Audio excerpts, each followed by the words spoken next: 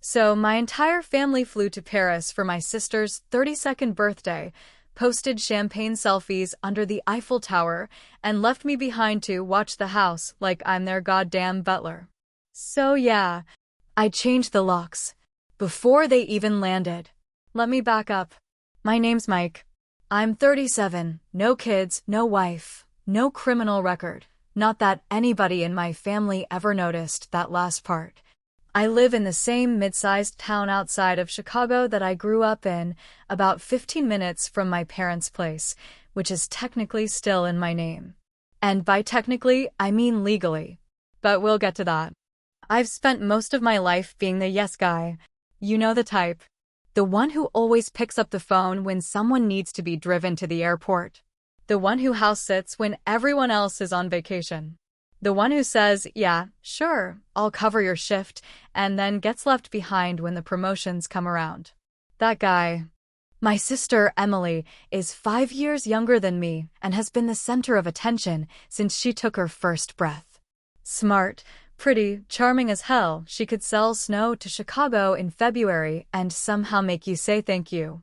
When we were kids, she got dance lessons, piano lessons, a bedroom makeover at 11 with matching Pottery Barn furniture. I got a futon from a garage sale and a pat on the back when I turned 18. I've always been the understanding one, the one who doesn't need much, because apparently being low maintenance is a permission slip to get steamrolled. Last Thursday, I was at work, a third-shift security job at the shipping yard. Not exactly thrilling stuff, when I got a text from my mom. Not a call, not even a real message. Just a group text. Hey Mikey, we're flying out Friday morning. Can you watch the house while we're in Paris? Thanks, you're the best. Smiley face. No. Do you want to come? No. Can you get time off? Just a goddamn assumption.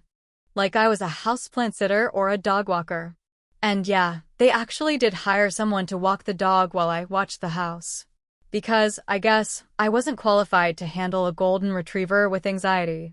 I stared at that message for a full 5 minutes at work, just sitting there in the break room next to a vending machine that hadn't worked since before COVID. I was running on 3 hours of sleep, hadn't had a raise in 2 years, and I just broke. Not loudly, not with screaming, not even with a phone call. Just quietly, in my head, something cracked. That night, after my shift ended, I drove to their house at 6 in the morning, let myself in with the key I've had since college, and walked around like I was seeing it for the first time. The same hideous mauve couch. The same family portraits with me shoved to the side. The same smell of lavender and superiority. Their bags were lined up in the hallway already, like they couldn't wait to get out. I saw the envelope with their plane tickets on the counter. Non-refundable. First class. I bet they used my dad's miles for it. Probably told themselves I wouldn't want to go anyway. At exactly 7:20 in the morning, I drove to the hardware store and bought a new smart lock system. Took me about an hour to uninstall the old one. Dropped their keys in the garbage disposal and didn't even bother turning it on. Just watched them disappear into the metal mouth like I was feeding it the last bit of my patience. The new lock system was fancy. Fingerprint, code, even a camera. I set the password to my birth year. It felt petty, and also weirdly empowering. Like I was finally inserting myself into a narrative I'd been left out of since 1987. I looked around the house again, quiet, empty, cold as hell, and for the first time in my life, I decided not to be useful. Just to see what that feels like. When I got back home, I cracked open a beer even though it was barely 10 in the morning. My phone buzzed nonstop with photos from the group chat. Emily at the airport in a matching family hoodie. Emily with a mimosa at the gate. Emily in a limo in Paris, captioned Queen Energy. My dad chiming in with hope everything's good at home, son. As if the house was a dog that needed feeding and I was just the neighbor they trusted not to burn it down. What would you have done if your whole family ditched you for Paris, didn't even ask if you wanted to come, and just left you behind like a damn pet sitter? Would you have just swallowed it again? Let me know below. I gotta know if I'm the only one who snapped like this. I didn't answer the texts. Not then. Not later. I just watched the videos roll in like postcards from a life I was never allowed into. The Eiffel Tower at night. A dinner cruise on the Seine. My mom laughing with her wine glass tilted just so. My sister opening gifts while a string quartet played in the background. All of them wearing smiles like I didn't exist. And maybe to them I didn't. Maybe that was the point. So when the neighbor called later that night, confused as hell because she tried to drop off a package and her code didn't work anymore, I told her straight up, new locks. New rules. New me. I think she thought I was kidding. I wasn't. By Sunday, I had already moved a few of my things in, just symbolic stuff. My record player. My books. The one photo of me and Uncle Danny from when I graduated trade school. The one person in the family who never made me feel like a benchwarmer. That house had always felt like enemy territory. Now, for the first time, it felt like a space I could actually claim. They were due back on Wednesday. And I already knew they were going to lose their damn minds. But I also knew this. For the first time ever, I wasn't going to apologize. Not for taking up space. Not for asking questions. And definitely not for locking the damn door. I don't know when exactly I became the family's utility drawer, the thing that gets shoved full of odd jobs, ignored until needed, never thanked, always slightly resented, but I can tell you the moment I realized it. It was during a phone call with my mother that lasted all of 42 seconds, and every one of them felt like a mosquito buzzing in my ear. "It's just a week, Mike," she said, with the same tone someone might use when asking a neighbor to water their plants while they go on a cruise. "Just watch the house, feed the cat, you know the drill. We're all set for Emily's big birthday trip." Her voice was light, cheerful, excited, completely untouched by the thought that maybe, just maybe, I'd want to be included in something for once. There was no invitation, no pause, no asking if I had plans or wanted to be part of the celebration. I was the backup plan. The safety net. The guy who stays behind and makes sure the light bulbs don't go out while everyone else is sipping wine under the Eiffel Tower. It wasn't always this sharp in my memory, but now I can see it like a movie reel on loop, the way it's always been. Growing up, our house was a shrine to Emily's milestones. Her 6th birthday had ponies in the backyard, actual ponies with pink bows in their manis and cupcakes with edible glitter. Mine? Pizza, store-bought cake with a misspelled name, and one of those plastic tablecloths you get from the dollar store that curls at the edges by the time you unwrap it. I once got the same birthday card 2 years in a row from my parents, and the only reason I noticed was because they didn't bother scratching out the year on the inside. My mom laughed when I pointed it out, said, "Well, at least we remembered this time." Then she winked like that was supposed to make it okay. Emily always deserved more. That was the line, the excuse, the holy mantra. "She's younger," my dad would say. "She's sensitive," my mom would whisper. "She's got that spark." I had work boots and a second-hand car and straight C's, and nobody ever called that a spark. I wasn't resentful at first. Not as a kid. I just figured I was built differently. I didn't need as much. I didn't ask for much. But now I see what a dangerous lie that is, to believe you don't need the same love, the same care, just because you stopped asking for it. So when she called and said, "It's just a week," something in me finally calcified. It wasn't just a week. It was another week. Another reminder that I was the standby sibling, the one you tap when life needs patching up. The moment the call ended, I stood in my crappy kitchen staring at the fridge, the one with the broken seal that makes it hum like a cheap Motel AC, and I started laughing. But not a happy laugh. The kind of laugh you do right before something unhinges. I looked at myself in the bathroom mirror a few hours later, after my shift, after another silent drive home, after tossing my jacket on the same chair I've been tossing it on for 5 years. My face looked hollow, like someone left the lights on behind my eyes, but no one was home. I asked out loud, "What are you even doing this for?" And for once, there was no clever answer, no rationalization, no brotherly duty to trot out. Just silence. That's the moment I knew the locks had to go. The next day I went back to their house and looked around like I was casing the place for a robbery. I didn't feel guilt, not even a trace of it. I felt cold, focused, like someone performing a procedure. The keys felt foreign in my pocket, like they didn't belong to me anymore. Maybe they never did.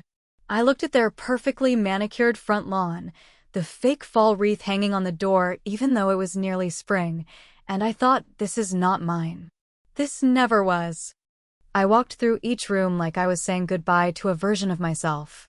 The one who used to sit quietly at the end of the table during family dinners while everyone praised Emily's latest award. The one who stayed up all night helping Dad fix a leak in the basement just for him to say, "You're a lifesaver," and then ask Emily if she remembered to water the hydrangeas. The one who kept giving, kept showing up, thinking someday someone would notice. They never did. So now I was noticing me. At the hardware store, I picked out the best damn smart lock they had. Top of the line, fingerprint reader, keyless entry, motion detection camera, the works. It was expensive, more than I should have spent on something so petty, but it felt right. I paid in cash. Didn't want the transaction to show up on my account in case they went snooping later.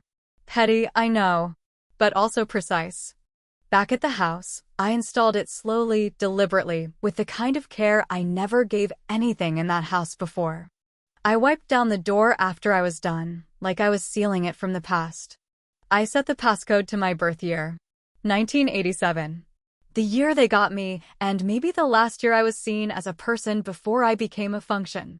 I looked around one last time, then dropped their old keys into a mason jar and screwed the lid on tight. I didn't throw them out just yet.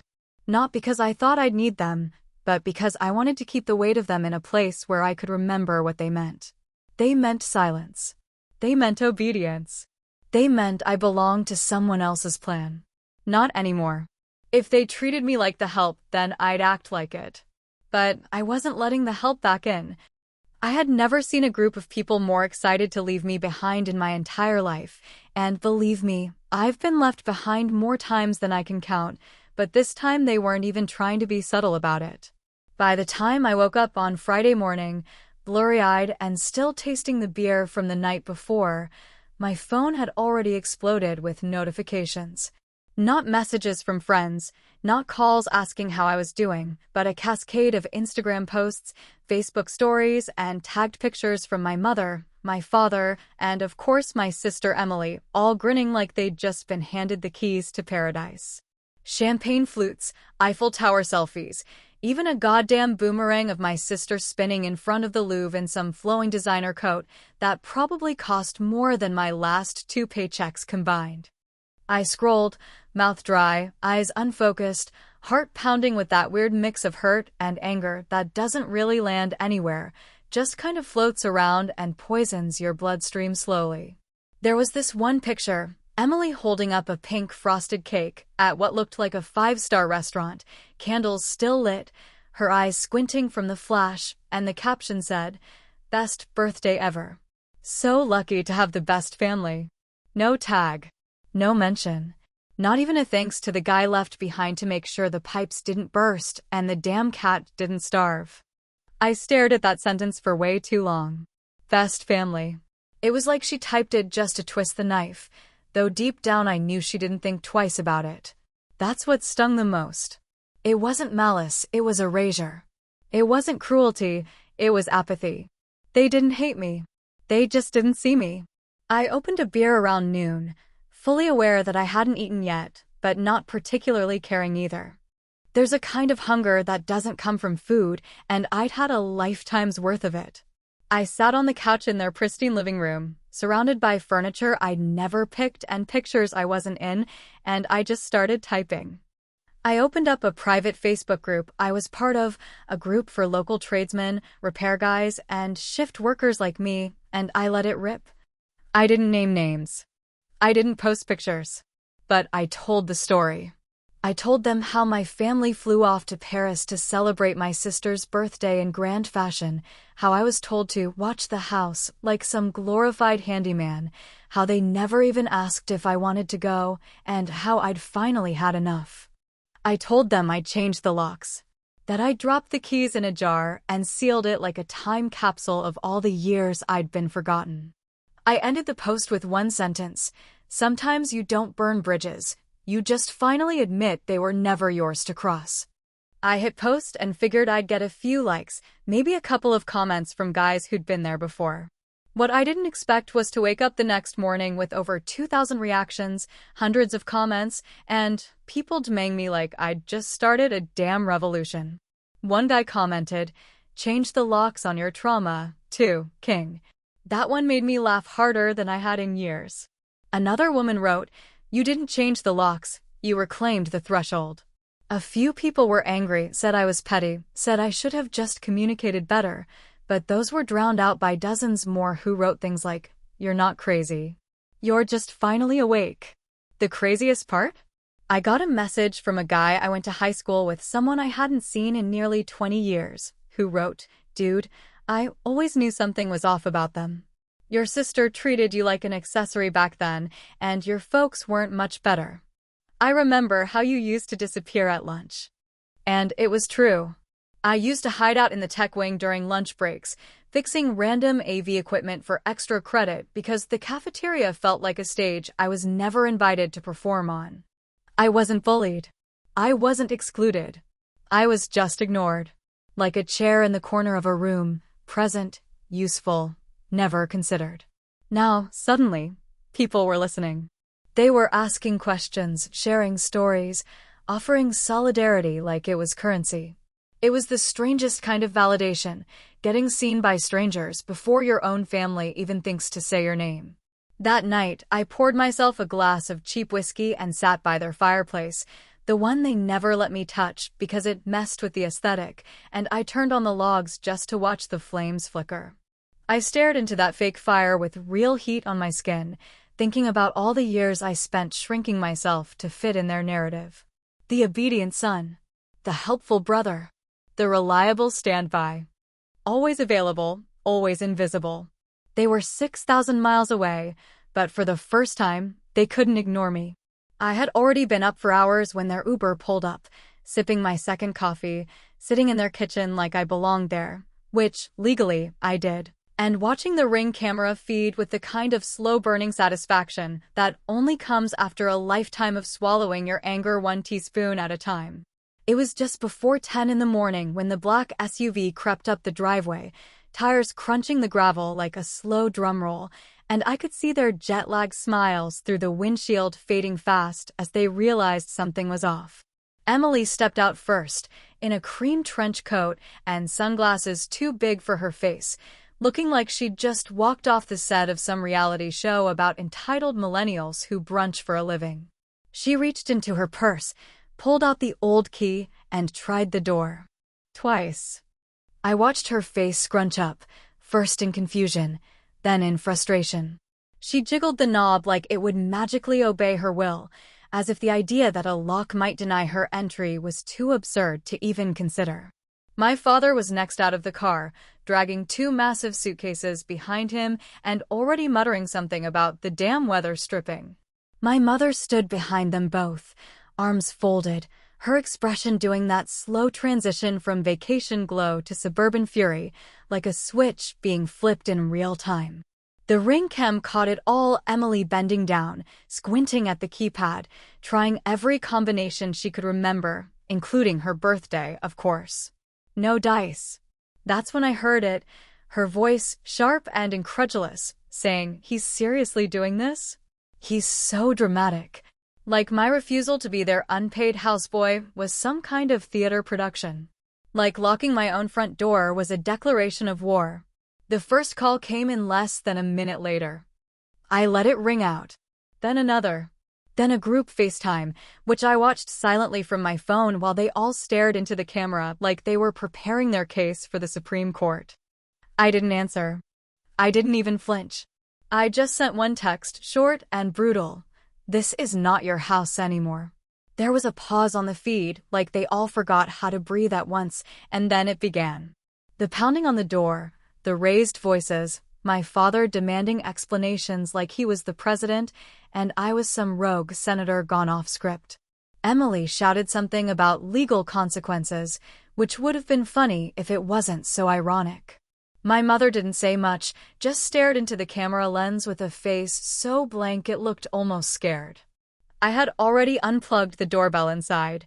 I didn't need the sound.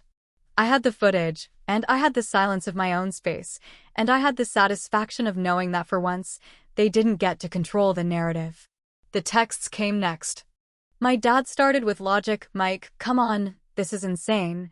Just open the damn door, we'll talk." Then Mom tried guilt. "You're hurting your family, Michael. We didn't raise you to be like this." Emily went full rage by message 3. "This is illegal, you psycho.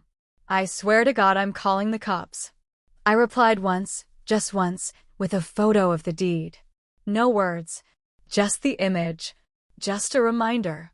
Because what none of them knew, or maybe what they knew but chose to forget, was that the house had been mine for almost 2 years now.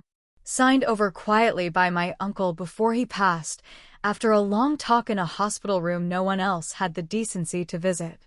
He told me I was the only one who showed up for him, the only one who saw him as more than an ATM with a pulse. He said the house should go to someone who knew the value of showing up. And I did. I always had. Just never for myself until now. I watched them from the upstairs window later that afternoon, after they gave up yelling and started pacing. I saw them take turns trying to call extended family, probably hoping someone could talk sense into me, or maybe just take their side in whatever story they were going to spin next. But I wasn't interested in playing supporting character anymore. I was done being the backdrop to their highlight reel. I had already installed cameras inside, small, unobtrusive, and entirely legal since the house was mine. I had footage of every room, every drawer, every detail. This wasn't paranoia. This was preparation. I didn't trust them not to break in. I didn't trust them not to twist this into some emotional ambush where I'm the villain and they're the wounded innocents. I knew the game, and I wasn't playing it anymore. The standoff lasted for hours. At one point, Emily sat down on the porch like she was in a hostage situation, head in her hands, making sure to angle herself just right in case anyone walked by and asked what was going on. My dad tried the side door. My mom knocked on the neighbor's door.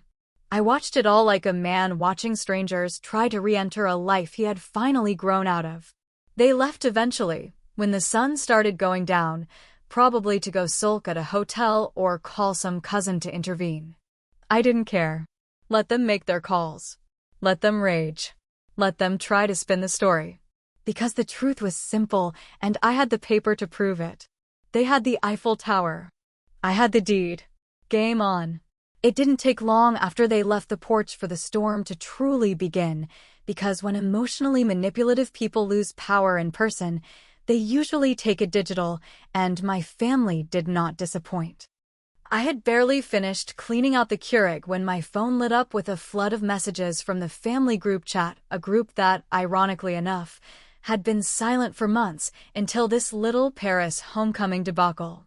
The chat had always been one of those obligatory digital gathering spaces where my mom would send blurry photos of her garden, my dad would drop unfunny boomer memes, and Emily would post filtered selfies from her latest blessed adventure. Usually followed by at least 4 people saying how proud they were of her. I'd chime in once in a while, usually ignored or responded to with a thumbs up. But now I was the main character, and the group chat had become a battleground. The first message was from my mother, of course, typed in that aggressive passive-aggressive style that only a mom can perfect. "Michael, I'm not sure what's gotten into you," she wrote, as if I'd been possessed by some vengeful demon who had a personal grudge against her hydrangeas. "We just got back from a beautiful family trip, and this is the welcome we receive?" I'm heartbroken. No mention of the fact that I was never invited. No mention of the months of silence before this trip. Just straight into the guilt trip, all gas, no brakes. Then my aunt jumped in, good old Aunt Paula, who hadn't spoken to me since she borrowed money for her divorce lawyer and forgot to pay it back. "What the hell is wrong with you, Mike?" she wrote, followed by a sad face and a prayer hands emoji, which felt like emotional spam at this point. "This is family. You don't turn your back on family. Which is rich, coming from a woman who once skipped my graduation party because her cats had anxiety. More voices followed, one after the other, extended family members who hadn't sent me a birthday text in 5 years suddenly appearing with opinions about my mental health and morals. Cousins I didn't even know still had my number were chiming in with pearls of wisdom like, "This isn't the way to deal with your issues, and you're making a scene, man. It's just a house. Just a house." As if that house hadn't been the arena for a lifetime of emotional labor, quiet pain, and suffocated identity. I read every message in silence, letting the shame roll over me in waves, but it never took hold, not this time. Because for once, I had receipts. And I don't mean metaphorical ones. I had actual screenshots, neatly organized and dated, from years of ignored texts, messages asking if I could help move furniture, house sit, dog sit, lend money, and every time I asked for a favor or so much as suggested getting together for a beer, I was met with radio silence, polite deflections, or flat-out ghosting. I had the birthday card from 2 years ago that they reused, the one that said Happy 34th even though I was turning 36, with my name spelled wrong. I had the Venmo requests for unpaid loans, the photo of my dad's truck I repaired out of pocket, the email chain where Emily promised to pay me back for covering her flight to Vegas, but never did. So I dropped it all in the chat. No commentary. No explanation. Just file after file, image after image, a quiet avalanche of facts. And then, when I was done, I sent one more message. If you're going to build a story, make sure the people you're lying to don't have the transcript. The group chat went dead for almost an hour, and for a moment I thought maybe that was it. Maybe they were finally realizing they had pushed too far for too long. But I should have known better. Narcissists don't reflect. They retaliate. That's when Emily took it to the next level. She posted a video on her Instagram, one of those tearful, shaky hand vertical videos where she's talking to the camera with mascara smudged and that practice soft voice that influencers use when they're trying to appear real. She looked into the camera with watery eyes and said, "I never thought I'd have to say this, but sometimes the people closest to you can hurt you the most. My brother has been going through a lot, and I've tried to be there for him, but he's taken something that doesn't belong to him and weaponized it against our family." She didn't mention that the house was mine. She didn't mention that she blocked me on everything 2 months ago. Just enough truth to make it sound believable, just enough tears to gain sympathy. Within minutes, people I didn't even know started tagging me in the comments, telling me to grow up, to give the house back, to stop ruining a good girl's birthday. I sat back and watched as the narrative took on a life of its own. But then something unexpected happened. Someone posted my Facebook rant. Someone, I don't know who, found my post in that private tradesman group and shared screenshots to TikTok, and within hours it had exploded. Comments started pouring in. "Dude's been the family mule for years. Changing the locks is the most peaceful protest I've ever seen. Why is the one guy with receipts always the bad guy?" The tide began to turn, just a little, but enough for the voices to feel balanced. Enough for me to breathe again. I didn't respond to Emily's video. I didn't need to. The truth was starting to crack through the surface, slow and jagged, but visible. People were beginning to see. And suddenly, the golden child didn't look so shiny. There are moments in life when everything suddenly makes sense, not because you've discovered something new, but because you've finally noticed something that's been sitting in plain sight for years, just waiting for your eyes to stop glazing over long enough to see it. That moment hit me on a Tuesday morning, after a night of restless sleep and one too many online arguments about whether I was the villain or the hero in a story I never even wanted to be part of. The house was quiet, like it had been holding its breath all week, and I found myself pacing through its rooms with this strange itch in my chest, like something important had been left unfinished, like something had been waiting for me.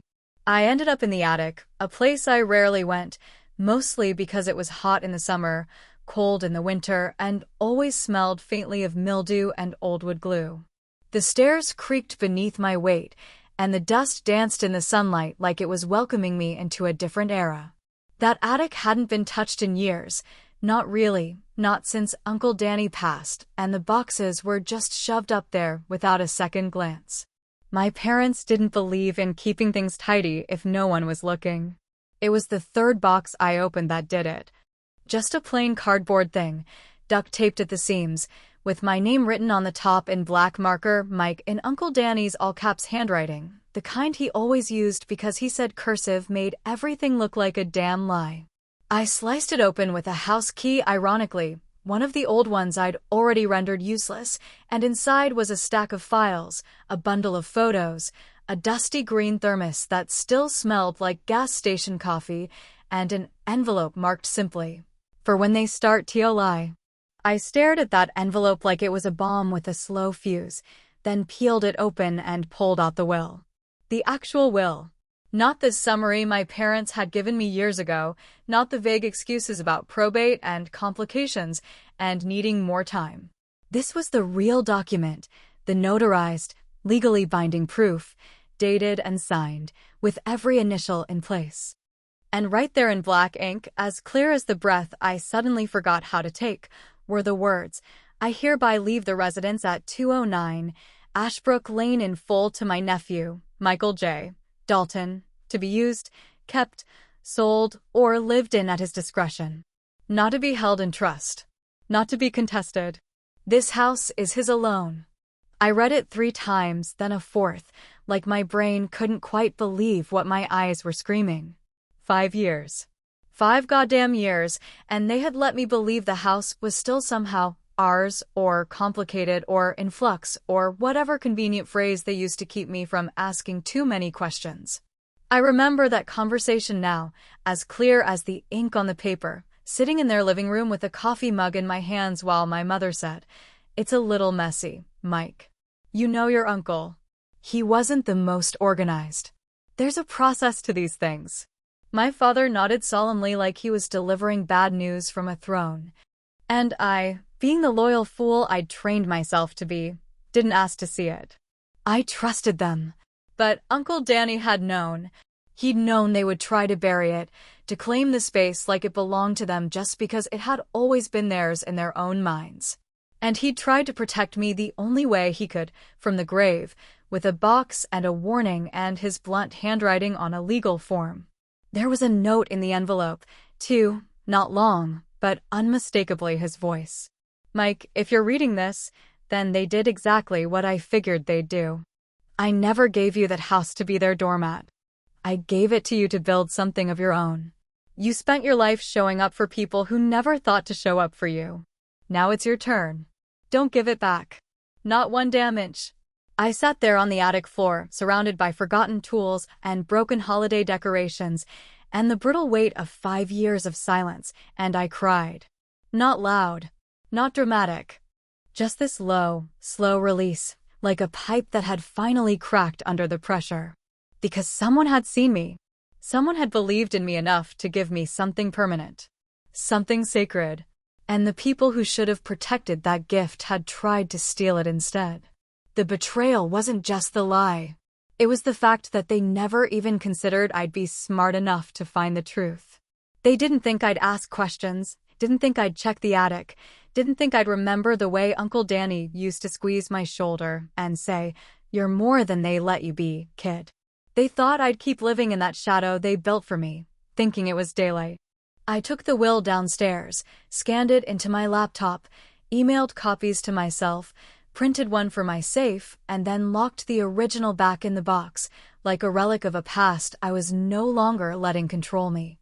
I looked around the house, and for the first time, it didn't feel like a war zone or a symbol of what I was owed. It felt like mine. Mine to fix, mine to paint, mine to rest in. And all I could think, as the sun hit the hardwood and the world finally started to feel quiet, was this: they never told me because they always planned on taking it back. There's something about the silence in a basement that always feels different from the silence anywhere else in a house. Not quite peaceful, not exactly ominous, just dense, like the air itself is holding onto old secrets. waiting for someone brave or foolish enough to come down and ask the right questions. That morning, for reasons I couldn't explain at the time, I found myself standing at the top of the basement stairs with a cup of coffee and a strange sense of gravity in my chest, like something down there had been calling to me quietly for years. It wasn't logical. It wasn't planned. But it felt inevitable, like a page I'd been skipping in a book I didn't want to finish. The stairs creaked under my weight as I descended, the dim light bulb above me humming just loud enough to be annoying, and when I reached the bottom, I realized how little I had ever really looked around this space. Most of it was boxes, of course, the kind of clutter that builds up over decades, Christmas decorations, rusted tools, mismatched chairs that no one wanted to throw away but didn't want to use either. But in the corner, tucked behind an old folding table and a stack of water-stained encyclopedias, was a metal filing cabinet I had never seen opened in my life. It wasn't locked, just jammed from years of dust and neglect. I pulled until it finally gave with a low groan, and inside were stacks of folders, all unlabeled, and an old cardboard box sealed with brittle tape. It looked like it hadn't been touched in at least a decade. On the top, in faded ink, was written Emily, private. Do not throw out. Something twisted in my stomach as I lifted the lid. I didn't know what I expected to find. Maybe childhood art projects or old school awards, or just more evidence of how carefully curated her golden child image had been. But what I found was so much heavier than I was prepared for. Inside were handwritten letters, spiral notebooks filled with journal entries, and a few official-looking documents clipped together. I sat on the cold concrete floor and started reading. The first journal entry was dated when she was 16. It was raw, scrawled in purple ink with the kind of looping letters she used to write on birthday cards. But this wasn't cheerful. She was writing about feeling like she couldn't breathe, about having panic attacks in the middle of class, about pretending to be okay because Mom says it's just a phase and Dad hates weakness. I read page after page of a girl unraveling silently in the spotlight, maintaining the performance while her insides were caving in. There were therapy notes, 2 real ones from an actual psychologist, and it was clear they'd been printed and stored carefully, maybe hidden on purpose. They detailed a diagnosis I'd never heard anyone in the family mention: generalized anxiety disorder, clinical depression, and what looked like a brief hospitalization when she was 19. I sat there stunned, realizing I had been walking beside a version of Emily I never knew existed, someone I had resented, mocked in silence, and envied for years without ever realizing she was barely holding it together behind the curtain. Then I found the letter, the one that had been half-burned and folded at the bottom of the box. The edges were black and curling, and the smell of ash still clung to the paper. It was from Uncle Danny, written to my parents, and though parts of it were unreadable, enough remained to shake me to the core. "You are not helping her by pretending she's perfect," it began. "You're putting her on a pedestal she can't stand on, and one day she's going to fall. Hard. I know she's struggling, and I know you're afraid, but shielding Mike from the truth isn't protecting anyone, it's isolating him. He deserves to know the whole story, not just the version that makes you feel like good parents." I read that line 3 times, each time feeling a fresh layer of something unravel inside me. They hadn't just ignored me, they had made a conscious choice to keep me out, to keep me blind, to let me believe I was unloved, unimportant, and unnecessary, all to preserve a fragile narrative where Emily was flawless and I was expendable. But I couldn't even bring myself to be angry anymore, not in the same way I had been. Because now I saw it. The pressure she had been under. The weight of being the family's hope, their showpiece, their perfect daughter who couldn't afford to crack even when the world was crumbling beneath her. Maybe she hadn't wanted to be the golden child any more than I wanted to be the forgotten one. It reframed everything, the birthday parties, the praise, the way she looked at me with that strange mix of superiority and desperation. Maybe it wasn't that she thought she was better. Maybe it was that she knew she wasn't and had to keep up the lie, not just for them, but for herself. I sat there in that cold, quiet basement, holding the truth in my hands, and I realized I didn't hate her. Not really. I hated what we were both forced to become. I hated the roles we had been assigned and the way they trapped us both. I hated that no one trusted us enough to let us be broken in front of each other. I hated that I had to find the pieces of her suffering in a dusty box instead of hearing it from her lips. Were they protecting her all those years, or were they hiding from me? Was it fear, shame, guilt, or just control? Did they think I wasn't strong enough to know the truth, or did they worry that if I knew, I'd start asking questions they weren't ready to answer? The questions churned in my gut as I packed everything back into the box, carefully, like I was preserving evidence from a crime scene. I didn't know what I was going to do with it yet, but I knew I couldn't leave it buried. This wasn't just Emily's burden anymore, it was a part of my story now too. I climbed back up the stairs slowly, the light feeling sharper than it had before, the air thinner. For the first time, I didn't feel like a ghost in that house. I felt like someone who had seen the ghosts. And maybe, just maybe, I wasn't the family's shame. Maybe I was their secret.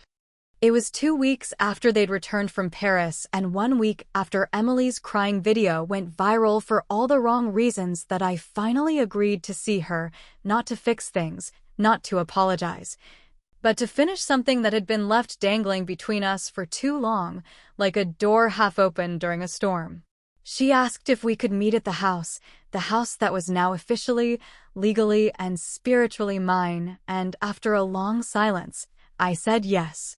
Not because I owed her anything, but because I needed to look her in the eye without the noise, without the family around us playing referee, without the damn filters and captions and audience. She arrived just after noon alone, wearing a hoodie and sunglasses like she thought someone might still be watching, and maybe they were. The story had taken on a life of its own by then, passed around online, discussed in message boards, analyzed in podcast episodes by people who had never met us but felt strangely invested in whether I was a martyr, a menace, or just a man who'd finally had enough. Emily stood on the porch for a minute before ringing the bell, her shoulders tight, her mouth pressed into a line, and when I opened the door, she flinched like she didn't expect me to actually answer. We stood there in silence for a beat too long, two adults who had shared a house and a history but never really shared a truth. I stepped aside without saying anything and let her in. She walked through the living room slowly, like she was seeing it for the first time, her eyes lingering on the photos I'd hung, new ones she wasn't in. Me and Uncle Danny at my trade school graduation. Me with my dog from years ago. A photo of the house the day the deed was transferred into my name. She didn't comment, but I saw the twitch in her jaw, the recognition that something had shifted, that I had stopped waiting for someone to make space for me and started carving it out myself. We sat at the kitchen table, the same one we'd eaten cereal at as kids, back when things were simpler and quieter and still full of illusions. She spoke first, which surprised me. "I always hated how they treated you," she said, her voice low, almost breaking. I didn't know how to stop it. And I needed to survive. I didn't interrupt. I didn't nod. I just let the words settle between us like dust finally falling to the ground after a long collapse. She went on, explaining how the pressure to be perfect became her whole identity, how she was terrified that if she let go of that role, she'd vanish entirely, how her parents made it clear, directly or not, that she was the investment. And I was the fallback. It wasn't cruel, she said. It was just expected. I wanted to rage at her, to ask her why she never said anything, why she let me drown in silence while she floated on praise, but all I could do was listen. Because the truth was, we'd both been drowning. We were just in different oceans. "I wasn't strong enough to defend you," she said finally. "And I told myself you didn't care. That you didn't need the spotlight. That you were fine being in the background." "I wasn't," I said, my voice quiet but steady. "I just got good at acting like I was." We didn't cry. We didn't hug. That wasn't who we were anymore, if we ever were. But there was something honest in the way we sat there, something real in the shared silence that followed. Not forgiveness, not even healing, but recognition. For the first time, I think we saw each other clearly. When she stood to leave, I handed her a key. Just one. No explanation, no strings. She looked at it like it was made of glass, fragile and strange, and asked, "Does this mean I can come back?" "No," I said, shaking my head slowly. "It means I'm not trapped anymore." She nodded, didn't argue, didn't press. She just slipped it into her pocket and walked out the door like someone stepping into unfamiliar weather, unsure whether to brace or breathe. A few days later, I packed a bag and left town for a while. I didn't tell anyone where I was going, not because I was running away, but because I finally understood that space wasn't something people gave you, it was something you took, something you built with quiet decisions and firmer boundaries. The house stayed locked. The cameras stayed on. But the rage, the ache, the weight of needing to be seen? That stayed behind. The story got picked up by a few national outlets, twisted into clickbait about a bitter brother or family drama gone nuclear, and I let them run with it. Let the strangers argue. Let them debate my sanity, my morality, my motives. Because none of them knew what it felt like to finally take a breath without asking permission. I don't know what comes next, and I'm not sure I need to. Maybe Emily and I will talk again. Maybe we won't. Maybe the family will keep trying to rewrite the story. Or maybe they'll just move on, the way people always do when they can't win the narrative. But I do know this much. When I left that day, I didn't lock the front door out of spite or fear. I locked it because it was mine. Because some doors are meant to close behind you. And as I walked away down that quiet suburban street, keys jingling softly in my pocket, I smiled once, not for revenge, not for validation, but for peace. I left the key under the mat, but not for them. Maybe for who I used to be.